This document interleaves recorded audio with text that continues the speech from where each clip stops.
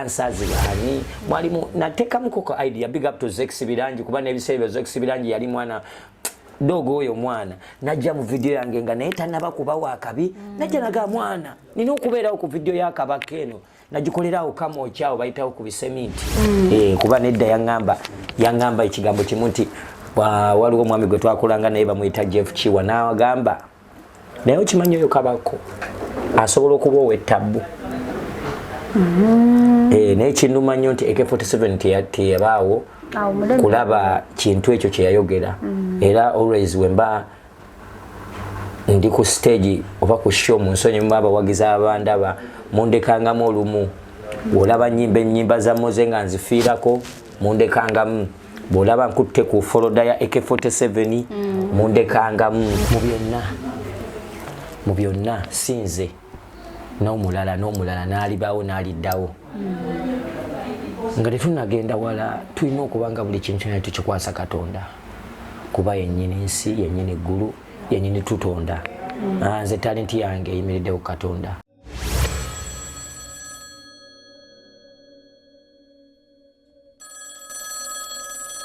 Hello, ani ono? Mugabe? Sho. Vampita kabako. Mu biseera bya future bisuubira. Tindibira bakosa bisuubira. Mu programu yaffe yoga amanya yenze Nyondo Rozet era nga asinzira ku mukoto ogwa Nyondo Media tenemera nga kutusako program yoga buli lunaku olwe Sunday sawa 3 ezakawungezi. Onako lwaleero tuyina ate omugenyi mu studios zaffe yange mwana mulenzi ono y'omukuba performers abakyasinze e Uganda nga bwalinya ku stage buli muntu wali n'obanga ayina ennaku efaanana etya lazimu amugjamu eseko oba n'amumekiza okubanga atakola kiyasituka nazina agenda kutubuuzaako natera mu program eno yoga buli muntu yenna abako ne jayito okutwako wabeera okubeera nga wakabi nga wonna wayita buli muntu abayayana amanya gasijja ganjula Katonda kakisaka nabire nga te ageyanjula natera tandikira ddala awutaata tusanyisa okukola. Amina nnyo nange nsanyusa basanga mwenna abatuuliriza ku Nyondo Media nice and lovely amanya gange nze Sennawulya Yusufu abanji gomanyi nga kabako majego akutaka infantry takataka nanyini tabo machinale bawadumuna. Briefly amanya ganyaga kuwa amanya nsose kugamba amanya gange nze Sennawulya Yusufu nenkudiramu negamba bampita abakuta abantu kuba gano gali gantumibwa kati gano bampita kabako bampita rodeni wayi bampita another problem another effect nanyini tabo bingi nyonyo to mention but a few nze kabako majega akutaka infantry takataka majega akutaka kabako kabako mwana nzalwa yawa kabako mwana nzalwa ye Butambala era ngamba mu maka g'omugenzi Yusufu Sennawulya jjajjange ate era nga nzalibwa omwamba mwita Abdallah Serubambula yeba sentolo mwe Butambala ne Gladys Serubambula naye yawumula emirimu bonna nga bawumula mu 95 up to now I'm still live and I'm happy that life is going on ate nga nsaba Allah subhanahu wa ta'ala abakenderezeko kabuli abakenderezeko bonyebonyo masha Allah ta'ala. Kabako omwana ono akula bagamba nti waliwo olugero lugamba nti nti sijja dwogera lumbuzaawo kale mukulako kuneeno ekintu kya music kino wakulamu nakyo oba wamala kulaba nti agundi ono akikuba nange kankiyingire era wetugenda bwetwogera ebyamazima wallahi siina gwe nalabirako enga bono gambo naye kabako yalabika yakopa gundi nsingira ddala sikolangayo mulimu mulala natandika okuyimba mu 2022 nali mu senior 2 era mu myaka egyo 2022 nasookera okufulumiza akayimba kange edda twagiyitanga original composition gundi alina original composition nafulumya oluyimba lwange first time mu senior 2 nasomeranga ku ssomero liyitibwa Mityana SS Namukozi basinga obungi balimanyi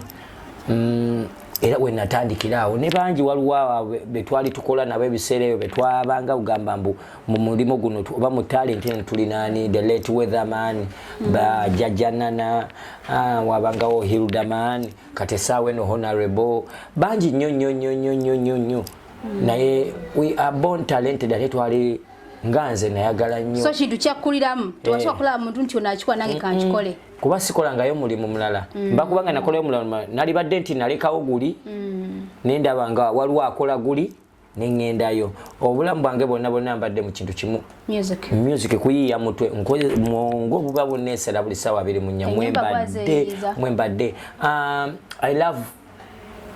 I love my music but I also love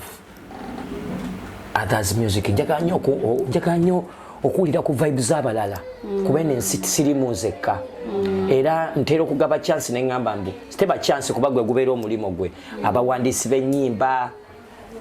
bani kuba nange ndi muwandiisi obukeera ku makya nange ndugula n'omulala n'alunkolera nange nendugula nange nendubakolera nange nendutunda so that's talent kuba edde nnyo tewabanga bwe bayita ba songwriter kati essaawa ne babaawo we give chances twayimbanga nnyo ebyaffe obwongo ne bubeera ku byaffe kumbe waliyo n'ebyabalala nabyo tusobola obitunda kuba okuyimba kulinga kusuubula tosuubula woomu ogezaagezaako wali n'osuubula wali so that omudaala ago gukola ki gubeerako ebintu ebyese oyinza okuba nga gwe oli wakabi mu kuyimba ennyimba ezigugumula naye ng'ate weetaagayo n'ezikkakkanya oba weetaagayo kuzibikkabikka so I buy every idea ate nange nze nnyini neneeteekamu omulimu nti nina by the way nteera okukyogerako ne manager yange ne mugamba lwaki music gwe neewandiikidde anyuma nagamba anyuma naye olina okuba nga ogezaako ne ku byabalala so that otwalako abantu baliisa kasavu kanyama tweyanziza nnyo so njagala okujjukiza nti tukyali mu programu yoga era nga programu eteekebwamu omudidi gw'ensimbi ate aba Nyondo Glim go wenna yeetaaga ekizigo ekya Nyondo Glim ate nobeera ng'olabika bulungi nnyo ayita ku namba y'essimu 0524680778 ojja kubanga ate obafuna bulambalamba so kabako buli muntu yenna muno mu nsi okubeera successful obaana bako kyakuteko nagamba ti nkikutte abako n'omuntu gwenyumirizaamu nagamba ndi singa sigundi ono sandibadde bwenti jjukira nti abaana bangi bakubye endongo e Uganda naye nga tebadde successful omwana akube endongo omwaka n'omwaka naye ne watabeerayo omuntu amumanyi bwe ssaawa eno omanyikiddwa abantu bangi ensi yonna ekintu kineeno ani gw'osinga okwebaza gabadde magezi go gabadde maanyi go oba zibadde ssente z'obali nazo ennyingi nga ze zikuyambye okuba nga ate nsokera ddala neneebaza Mukama Katonda tukuuma nga tuli balamu fenna ebbanga lino lyenkugambidde lyenatandika okuyimba mu byonna sinze n'omulala n'alibaawo n'aliddawo nga tetunagenda wala tulina okuba nga buli kintu kyonna tukikwasa Katonda kuba yennyini nsi yennyini eggulu yennyini tutonda nze talenti yange eyimiriddewo Katonda obulamu bwange bwonna nja kwebaza the few naye nga nsokera ddala okugamba mbu Katonda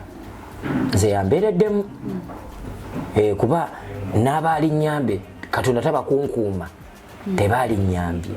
n'abaali nteereddewo amaanyi gaabwe tebaali nteereddewo maanyi mbakubanga Allah subhanahu wa ta'ala simweyimiriddeeko ndi musajja mukkiriza ndi musajja munaddiini ndi musajja musiraamu era alhamdulillah Ramadhaani bwetuuka nteera okumusaba manyi n'okwogera ekigambo nze mu Ramadhaani siyimba ne bw'oba ontwala ku sho sikola kuba ke kadde keninawo mu mwaka ennaku 3 okuba nga nsobola okukakkanamu ne ŋŋamba ya Allah nzaani naye nga mu lugendo lwange lonna Allah nga mwali badde ne few friends nsigera ddala okwebaza mukwano gwe bamuyita Sheebah mu lugendo lwange abaddemu nnyo from day one era bwe bituuka ku bino ntera n'omugambo waayi nina ano ka video kengenda shooting kati neetagamu ku ssente naŋŋamba omanyi kwatagana ne gundi abaddewo video yange gye nasooka okukola baali bagiyita Baby mpakundeku si yasooka kale n'endala ziddayana zaani naye nali shooting eyo video wa concept najja nangamba neetaaga ebiwala ebizinazina ebinyenyanyenya obubina ne mugamba tubijjeewa naye nga nina mukwano gwange ate gwe nali mbuuza Sheebah ne mugamba naye waayi tubijjeewa bino ebyana ebinyenyanyenya nangamba ngenda bikusasulira bijje bikunyenyeze ne video ngenda gikola ki gisasula so mu lugendo lwange mbaddemu with few people nsinga kodera okwebaza Sheebah karunji webale nnyo mu lugendo lwange mbaddemu n'omwami bamuyita King Saha abaddemu nnyo mu lugendo lwange oyo naye mu lugendo lwange luno olw'okuyimba nalina omwami gwe nasooka okukola naye nkoze na buli muntu nensinga ddala okwebaza bamuyita DJ Michael nava mu dancehall kuredda edda ennyo nenjoyininga gye bayita Good Life nebaza nnyo Good Life team yonna by that time nebaza omwami bamuyita Radio nebaza omwami bamuyita Wisomanizo nenkola nabo for years and years mu lugendo lwange nenvaamu ne tutandikawo naffe kye bayita akabondo tutandikawo akabondo kaffe mwali mu the late AK47 oyesi mwerabira yeyandagambo you can make it kuba nedda yangamba ekigambo kimu nti waliwo omwami gwe twakolanga naye bamuyita Jeff Chiwa n'agamba naye okimanyi oyo kabako asobola okuba ow'ettabu naye kinuma nnyo nti AK47 teyabaawo kulaba kintu ekyo kye yayogera era always wemba ndi ku stage oba ku show mu nsonyi mu abawagizi abandaba mundekangamu olumu olaba ennyimba za Moze nga nzifiirako mundekangamu bwolaba nkutte ku foloda ya AK47 mundekangamu kuba mba nina olugendo lwange lwenjagala okunyumya naye nga sobola dunyumya mu kwogera wabula nina dunyumya nga nyipita mu luyimba kuba ennyimba abawagizi abaliyo mwe baatulabira mwe baatufuulira kye tuli so mu lugendo lwange nze nkolagana n'abantu bangi bajefu Chiwa baani nze mu lugendo luno lwonna naye nga mu byonna Katonda yambeereddemu okutuuka ku lunaku era sobola kugamba eri omuyimbi ali eyo ojja kugamba mbugundi nankwatako naye asinga okukwatako okufuula kyoli bamuyita Katonda lugendo luwanvu nnyo bwe mbanyumiza ebyokuyimba mbasagala na muntu nze wange wakasagala na muntu ayimbe kuba sagala ayite mu ttanulu mwe nayita it's been long time nze babalabala ebyokuyimba mbasagala na bibala kuba tubadde mu buli system ze natukako okweyita dancehall machinery kuba nali mu dancehall kulu nengenda mu Good Life nga neita Good Life machinery nengenda netutandikawo team no sleep ngera neita TNS machinery so akaddako ne Sheebah yali mu TNS era Sheebah gwe nkoze naye wadda wenzira bwangamba eno tuveyo katutudde nga mugate mwana ki nze yonna gya postinga gye nkola ki gyendaga kuba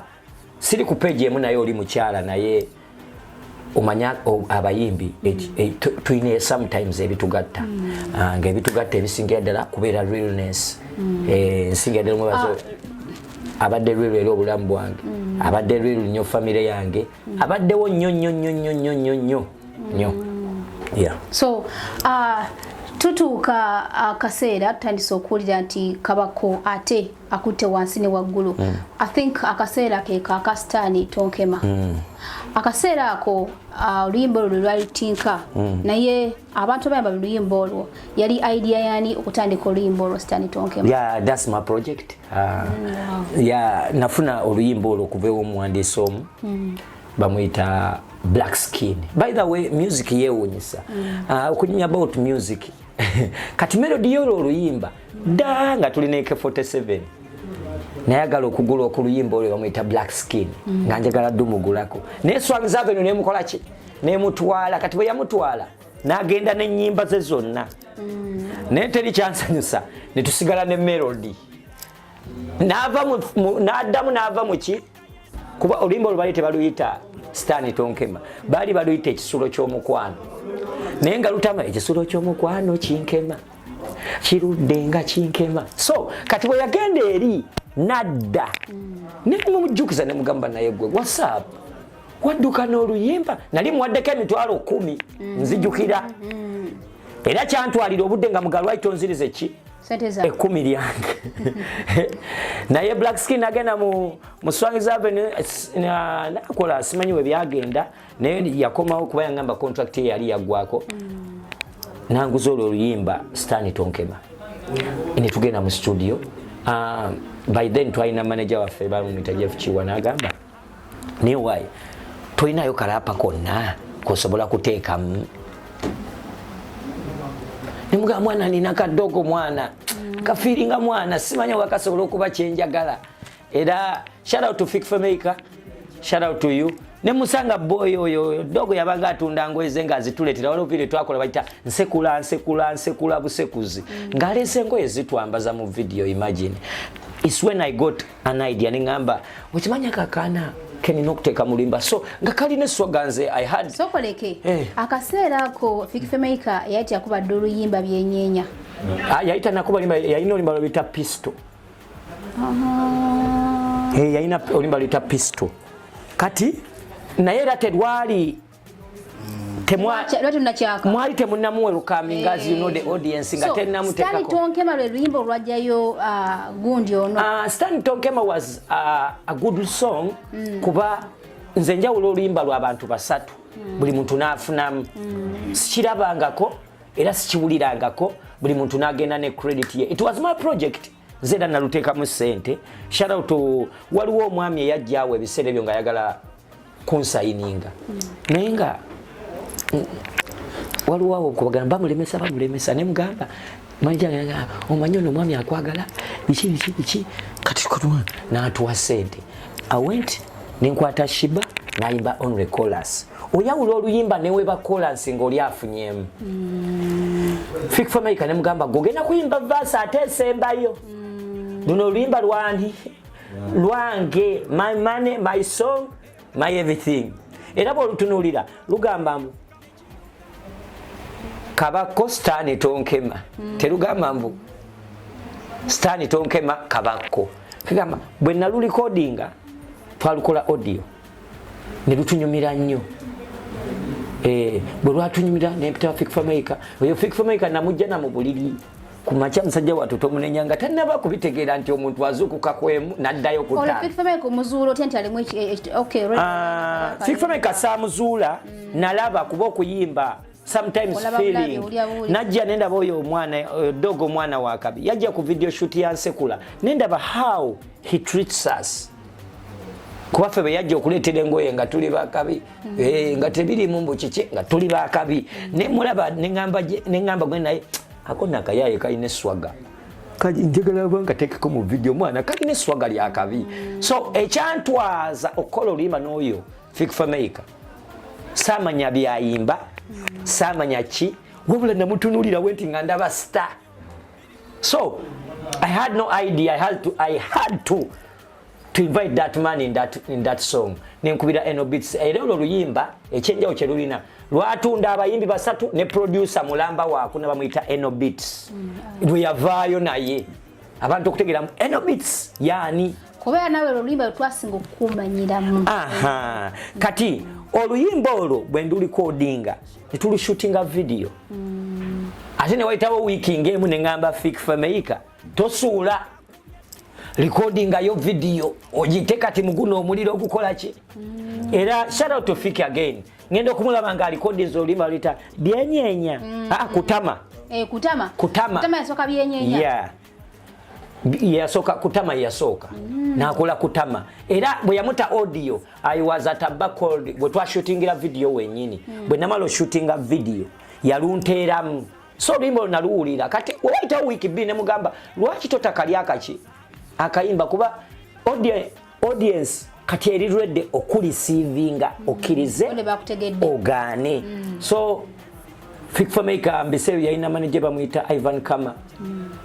eba pickinga kwa no mvuko mulamuyita Wembley eba pickinga nyonyo eba buildinga talanta ate nga nange kaluteekamu amuswapi kuba zate nakola mu launch ate launch yange negitunda sente nyingi nga sikirabanga kumbadya omunajja ngambalo nkugula launch enkawanda milioni 15 nga zisibitegeera nange empunze nenjigude njitunda so oluyimba olunyuma terwetagamu ati kyolowooza kyokola era ekyansanyusa nti buli muntu yafunamu nange nakwata oluyimba nendusimba ku YouTube ya Sheebah kubanze sirya YouTube sirya YouTube nakwata oluyimba nengamba Sheebah manyi kati okugira ogira oluteeka ku YouTube yo nze nange neyongereyo kubanze sinyiza obutera YouTube bagenda kuninda nduyimbe everywhere so nenduta bwentyo nendufunamu nerutambula era nemba happy na buli kigenda maaso era nebaza nnyo abaali behind that song the Frank J Live naina abaana bangi nnyo ba dancers baani mwalimu natekamu koko idea big up to Zex Birangi kuba n'ebiseera Zex Birangi yali mwana dogo oyo mwana najja mu video yange nga naye tanaba kuba wakabi najja naga mwana nina okubeerawo ku video yakabakeno nagikolerawo kama okyao bayitawo ku bisementi kwa Kashia video kyeyo Stani Tonkema naye yalimu video ne yalimu abantu bangi kuba babaali bangi kuba luyimba bwe lwayingiramu abantu basatu omanyi twakola n'owakabi Sheebah kyekisooka kale naffe ne tujja nga nange ndi wakabi bibi ate ne tunoonyayo agenda okuba owakabi so oluyimba ne lunyuma wabula tuba kwesanga nga ffenna tuli bakabi kyemmanyi baŋŋamba dda oluyimba ne lubasanga nga mwenna muli bakabi terunyuma oluyimba lwanyuma nesawo yo olwaleero ekyali hiiti naye nga ogyeko Stani Tonkema kabako omuntu obeerawo ng'olina ekintu kyo ozimbye ebintu byo kati nga gw'omuyimbi olina ennyimba zo nnyingi zitasobola kubala luyimba kyewali ogamba nti oluyimba luno lwenyumirizaamu nnyo however zonna nnyimba zo zinyuma nyimba nti babeera baana bonna obazaala abamu basobola n'okuyaayoka abamu basobola n'okubaako gye balaga abamu ne bafuna embuto abalala ne bagaggawala abalala ne zibalema sitera nnyo okuwuliriza music wange kuba simwagala music wange mba nkimanyi wange kati setaga muwulira nsobola n'okuwuliriza Kididi kuba Kididi mba nina omuwulira oba okuwuliriza aganaga kuba si zange okuwulira how they sing how they do it naye mbadde nyumyako awo nga tulina we tuli nenyumiza aba Kididi ne omwana omwamwita Dimio ne banyumiza about my journey balina oluyimba lwe baŋŋambye nti nambeemu kabako ne bagamba mwana when you talk about that song nzirayo emabega I shoot that video 3 days day 1 day 2 day 3 naye nga nyambala olugoye lumu kati day 1 yasooka enkuba yatonya nenfuna idea neŋŋamba wa video kati sebo twawandika concept paste nga temuli nkuba tukole kati tomorrow is a day tujja tandikira awo ne tukola bwekyo ne tushootinga nenkomawo the next day kuba yali video erina okulaga mbu saatuulako wantu ya lugoye lumu bagiyita bamutera giyita batya nokati kagamba anikati nga eri story nga bwe yalina okuba nenzirayo the next day I shoot that video biseera ebyo ng'omuyimbi okuteeka mu 2007 2005 2006 2008 mu biseera ebyo wallahi ng'omuntu okuteeka mu miliyoni 6 mu video nga kyamaanyi naye ng'omuyimbi nga Kabaka ebiseera ebyo nayimbiranga emitwalo nga 15 nga sinakola nambeemu nayimbiranga emitwalo 215 naye kati bwe nalikodinga nambeemu era kyegamba mbu lwanjawulo eri obulamu bwange ngambye n'emikwano gyange temutya ezo zisitani tonkema zensooka ate ddo lwenkolaki lwensembyayo ati nakirabye ne ku Legends Bar nebuuza lwaki sistani yasembye era oluwulira buddo luyina group luyina story gye lutegeeza everyone wants to be number 1 in life nazaaliddwa omwana omuto ayagala kumugamba gwe mugalanda gwe biki bwe nalikodinga oluyimba olwo lwampa essanyu business wise nalinyirawo akabeeyi nga soogedde nga bano abayimbi bowulira kati nkolera miliyoni mmeka saayogera natabuta luyimba nentula ne baŋŋamba kati oluyimba lukutte mu masomero ate lusaze lugenze mu bantu luvuddeyo kati lukomyewo ewuwo esiyo naawo esiyo tan ne luŋŋamba era oluyimba lwo olunaku lwe naluta lwe lunaku lwe nasooka okugjako e Dubai wano najja ne Sheebah oyo oluyimba olwo lwa makulu erinze lwe luntambuza ensi yonna nambeemu kuba buli muntu balina okulaba ku nambeemu yaani tebaga kulaba namba 2 tebaga kulaba ku 3 bagala kulaba namba 1 so oluyimba olwo mu life yange bo yagala kumanya kabako who is kabako realness ngo yagala kumanya who is kabako ogena no gwa mu folder yange oluyimba lokalo so okutegerera ko kabako zonna zanyuma zisabisuubira zikizi naye in details omuntu nga alina gyali kapucholwa nebbi omulala ali Saudi Arabia Dubai oh I wanna know who is kabako totawana oluyimba lwe nali nduwandiika neyogerako buli kimu life yange yonna najogera Piero inafuna buna elevo nembati sambire nafuna wondobo bosi mbabamba ba doctor so kyogeza kugamba byonna ebiri mu luyimbo olwo bituufu ku bulamu bwo mu bulamu bwange wakola buna nasomera ddala mbadde nyumiza kididi mukyanga yanyumiza kididi namugamba just kabako tababulira kituufu but he was the best but I was among the what the best mityana SS so oluyimbo olwo bw'ogamba nti loleni wayi ku hashtag onyiga wali ku hashtag mu biseera ebyo nga hashtag nyingi kati essaawa eno era kinsanyusa buli muntu agamba push hashtag on my name put hashtag on my name and that's me kwegamba nga bono ntera bawulira abayimbi n'abajamaika n'abangeza gamba axje yo ngoyo manya oyo ba bontikira oboyo ngomanya binimani oboyo ngomanya ani ntero bawulira yaba ne Uganda tubalina no muulya no gamba no tegero yalabiko yo red light so I had to be with my bajita street slang chanoba tonayibo nawulya bulizi au ategeerawo mukati tusembere maaso obutebe batudde mabega omusajja agenda tusamba kati naddira oluyimba nendukolanga bwe nina okuba era bwe gamba nti bw'oluwulira owulira kabako mu nnyimba zange zonna osobola okutegeera nti kale okimanye nti kabako yaluyimbye naye luno lwogera ku muyimbi oyo programu ye yonna nti nalwogerako nengapiero nafuna babosi mbabamba ngera bwe kiri badokita mbabamba ngera bamba nane wa dokita jemva ava kumpa mmere danizi namubamba so nembanga buli kintu nga enijeno neyogerako nina mukwano gwange omu namulabyeko yakomye no bamuyita Sizamani katedda nabanga nkola naye ebiseera bya Angela ngabera gamba ne lwaki abantu bati okweyita namba emu buli kogamba nomubuuza gwe namba emu ngagamba ngakwata muki mu mutwe kati nali ndikodinga oluyimba nenzijuke nengamba naye producer Sheebah ky'abantu bati okweyita namba emu okimanyi Sheebah mu life muno buli muntu ye namba emu kati ngenda kubagamba nze namba ki namba emu kati webanagaana then bo beyite naye nze ngambye nze era sigenda kuyita mulala sigenda gamba mbu namba emu oba Kamiri oba ani oba Gravity oba ani ngenda kweyita nze then bwe namala okweyita njabalaga why am number ki why you number 1 era ebintu we number era nembyepakira byonna ebisobola okunfuula namba emu muluki mu luyimba byonna ebigambo nembabirambo kibi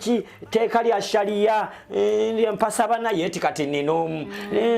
kagamba nanyuma buli kyemugenda okumbuuzaako olwaleero nga bwojja okumbuuza kabaka oli musiraamu sikyo nti towase ku bakazi bana kati tosobola kimbuuza kuba nabyogerako nepininga nenebuulirira neneyanjula era nze nabo buzibu bwemedde nnyo oluyimba olwo nali nadde ennyimba zange nga lwe lusooka ku stage nga manzi girawo neŋamba namba emu kwegamba saagala babuzaabuza mbagambirawo ntuuse namba emu ki naye kati ate lwensembyayo kuba kati lwa nsonga bwe nsooka obba kuba ennyimba babaŋŋamba kati otukubye gwani nga ndibasembyayo nga bagamba nze namba ki so in my products mu baana be nazaala mu bantu bendabiridde ng'ennyimba zange I love that song not because ate no nawutekamu sente nyingi naye tezituuka ate zasaabisuubira naye ate lwogera ebyange byonna mu nyanjula neneetegeera so olwo luyimba nalufuula ddala namba emu mu life yange era luli namba emu mu nnyimba zange So bingi byokwogerako naye olwakadde sobola kwerekereza nga sikubuuza kintu kino wammanga kuba buli muntu yenna aliyo bwawulira nti kabaka agenda ku stage ajja amanye ekintu kimu kabaka azze kukyankalanya stage kabaka azze kusuula stage kabaka azze kukola kino so ekintu ekyo kyokukyankalanya stage energy gyokozesa abantu abamu bo bagamba nti kabaka ono agenda okulenya stage eyo asooka kwepakira buli kika kyakikubwa n'alyoka alenya stage ensonga lwaki banamanyi mangi nnyo oba oyagala teyagala gundi ekola ki egwa kituufu era singa nkozesa ebintu ebyo byonna bina byoyogedde singa babintegekereyo back stage nebibeerayo abantu singa era bandaba by the way nga tuvuddeko ebyo ebintu you can't concentrate on anything nsonyiwa manti nasomamu kakatonotono I'm a college dropout naye nsobola okwa expressing what exactly on my mind akatono nnyo kemanyi you can't concentrate tosobola concentratinga ku mulimu guno for years and years tosobola kukola kintu kuba nakigambyeko omwami omuwano omuzungu yaŋŋambye but I watch your videos every time I see you the same energy you uses the same program you uses nemugamba I'm so concentrative on my work. I do my work as it's my last work. Era wembanze nkola show yange nteekawo ekigambo ekigamba watifu enkyamba nva mu nsi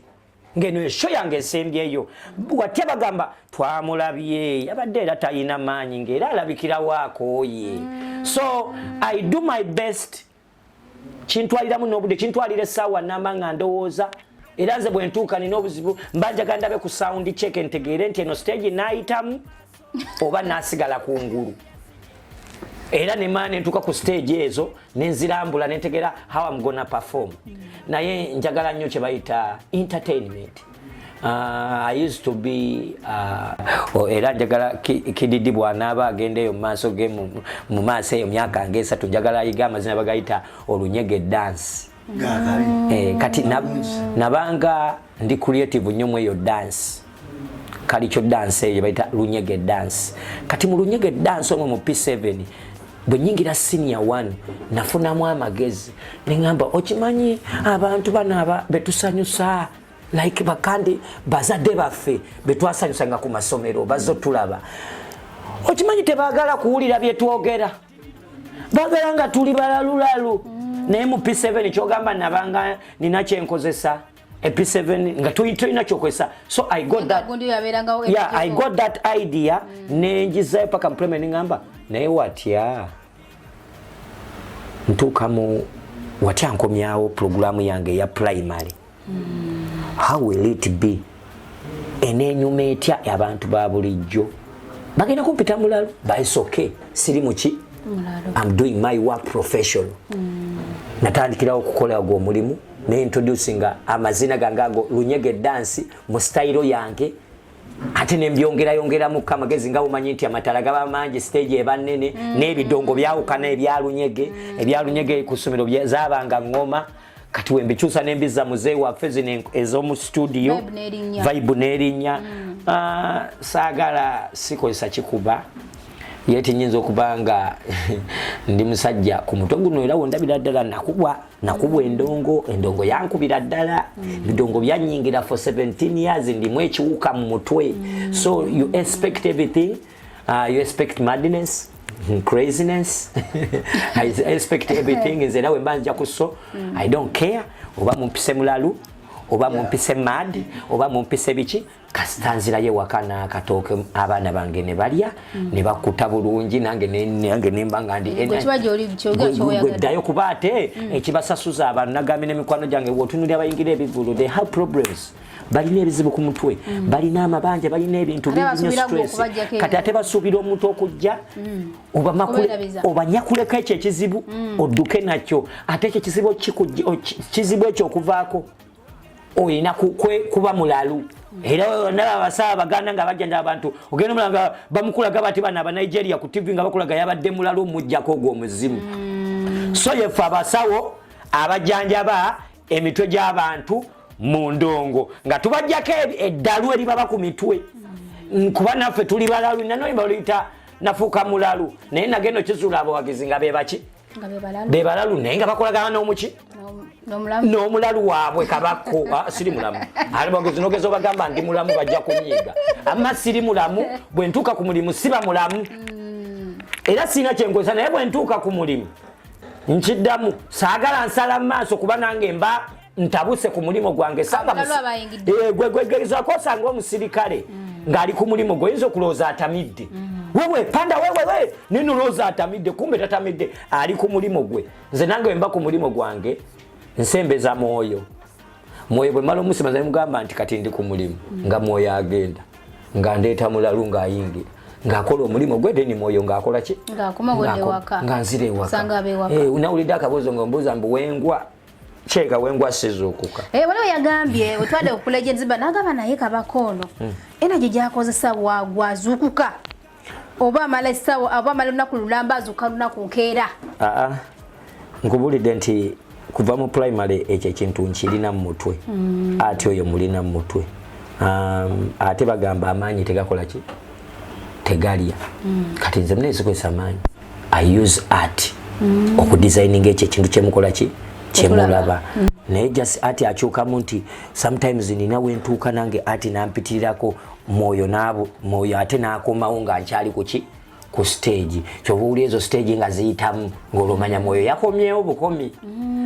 ng'omanya mwoyo yakomyewo naye wano mbaalaali naye mwoyo buli wadda nga nkyali ku mulimu takuleka kyekimu stage zimenyeka Ala tukyali deka bako naye olwakadde kyenamuzuddeko omusajja musabye talina kintu kyakuloba nakimaliriza nga tasabye emboozi ye enyuma nnyo erimu ebyokuyiga bingi nnyo naye tugenda kumwerekereza olwakadde era agenda kutuwa essaala nga tonatuwa ssaala bannaye mwebale ennyumba ddala kujja amina nnyo kubanga mwaze ne vibe y'amaanyi nnyo ku airport buli muntu yabadde atunudde yeebuuza ate baleeno ba celebs ate nange neebaza nnyo promoter eyatuleese bamwita Don Fowles Shim Events weebale nnyo kutuleeta ku meetinga mikwano gyaffe bawagizi baffe nakubayimbiramu neebaza nnyo ttiimu yo neebaza treatment eyo neebaza embeera eyo ate era n'ekirala nenyongera okuteeka essira eri community yaffe nga bannayuganda banaye bannayuganda bannaffe wowulira munnayuganda munno alina kyakoze oba alina kyaliko mubeereremu temwekweka kuba encalulwo leero lulwo encalulwo bwowulira mbu baleese ebizibu bibiri mu Dubai kabako kididi muveeyo feri e Kampala tulinamu moto egamba era tebakyatukuba ndowooza bulango mubululira tewakyaliyo mu Nigeria asala not because ate tukuba music oba Nigeria naye let's at least concentrate on our products at least gwe bwolaba oli alanga akakrimu ke era mbadde njagala kiyisaawo nga neddimi yawulira mu kamera wano bw'olaba ddimi omuntu ayisaawo ka product kayise ku TikTok yo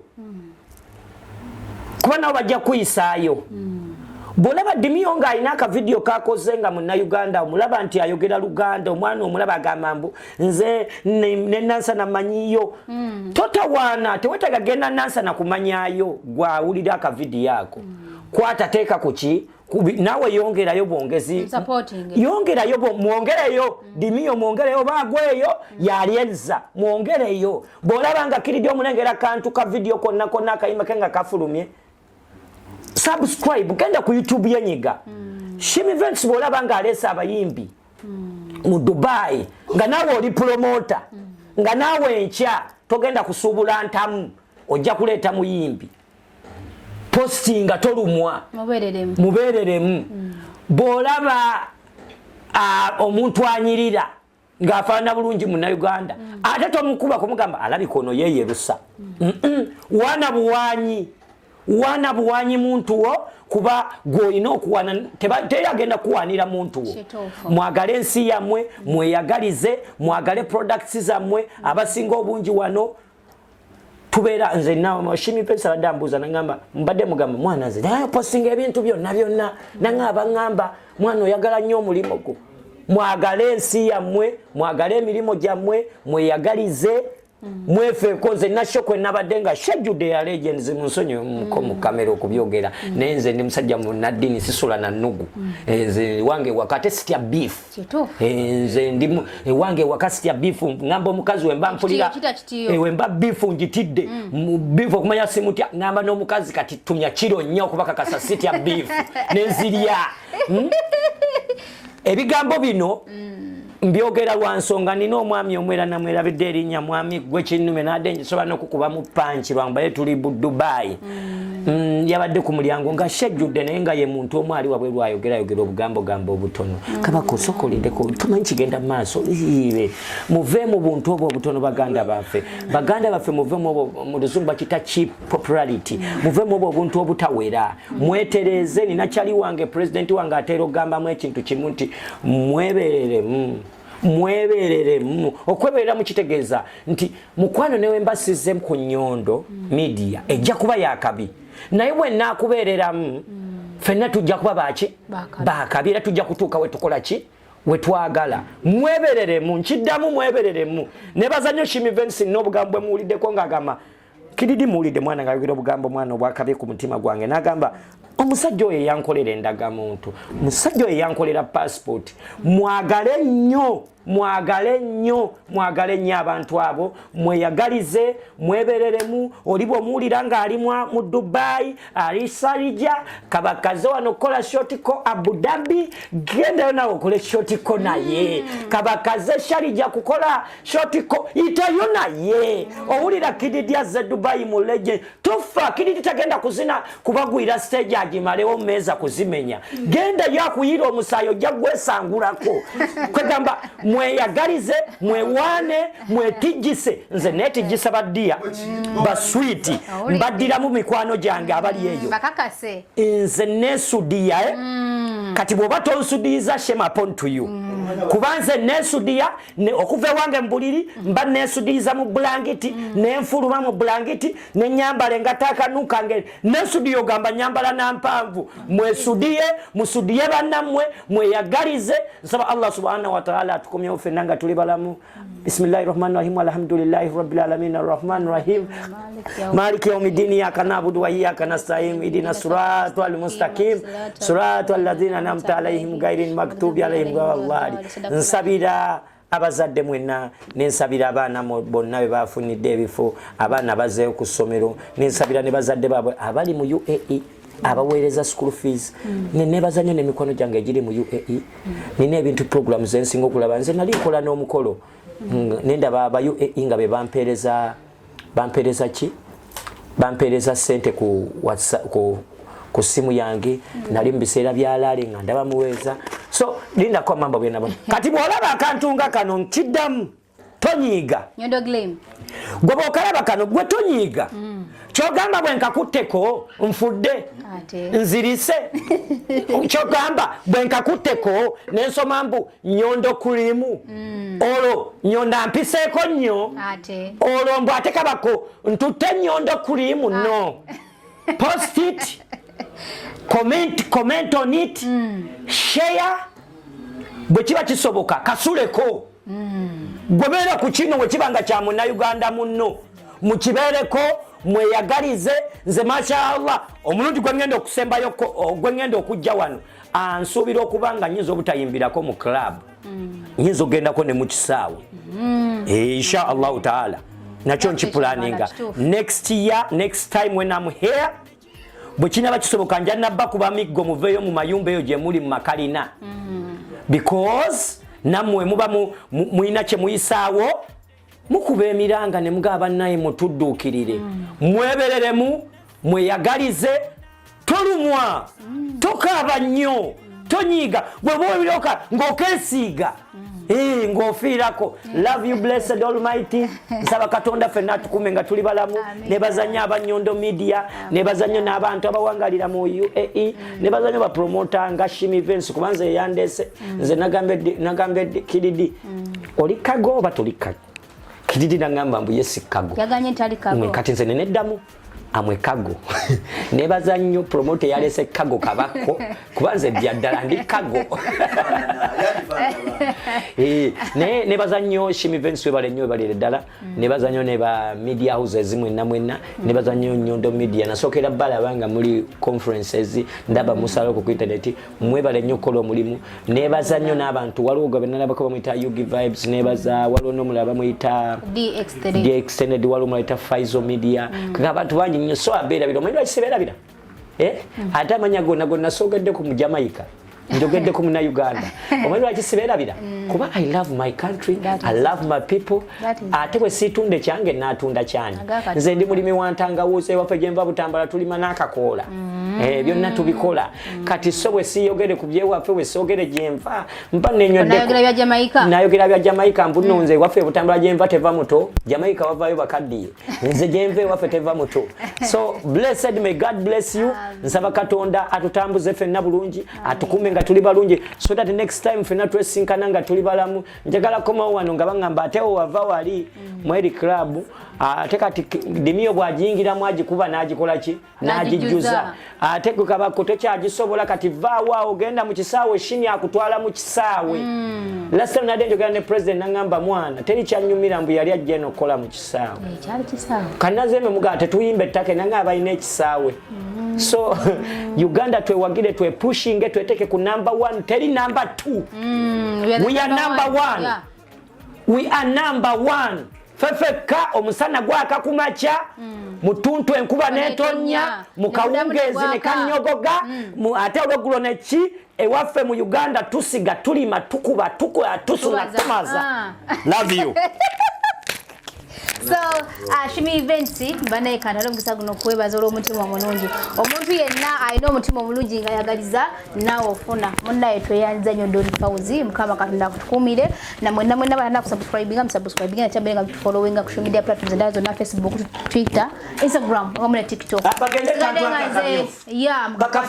subscribe kwaende kade tugadenga nze Nyondo Rozet program ayoga na ku Sunday sawa satweza kawogezi atakumira pera abatukumire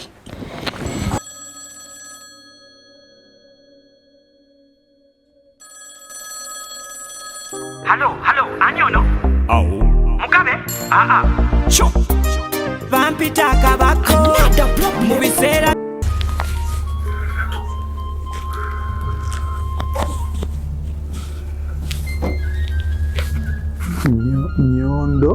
Nyondo gulimu.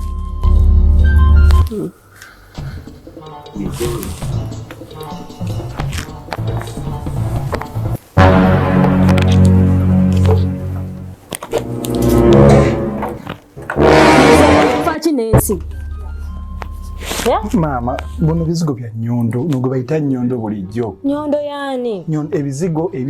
ebirongo sensu ezabakyala. N'ez'abaana. Mama wange naku zino lusuwayo nonese. Ate nga wentunulamu enaku zino Nyondo byebizigo buli omu bye yeesiiga. Ate sirina ssente. Nedda, ekintu si kyakubba bubbi. Nkola ki kati olwo? Kintu kyangu nnyo tugenda yita kuzina enamba okufuna kino ekizigo kiraba tebakiseera bbeeyi layisi bulungi nnyo ate nga kyamami na mukyala va ku kyabakyala kyokka ate nga tekyerusa kikuleka mukakkalako gwe bannange nalina alina chocolate skin oli munakyo skin yo kino ekizigo tekyerusa ng'ogenda yita ku namba yessimu eri like +9715246 it's 80778 gwe nalina tugiddamu mu Luganda noti 97746 era banaye nze ne family yange fena wakatukozesa Nyondo Glam tukukumira ku mulembe.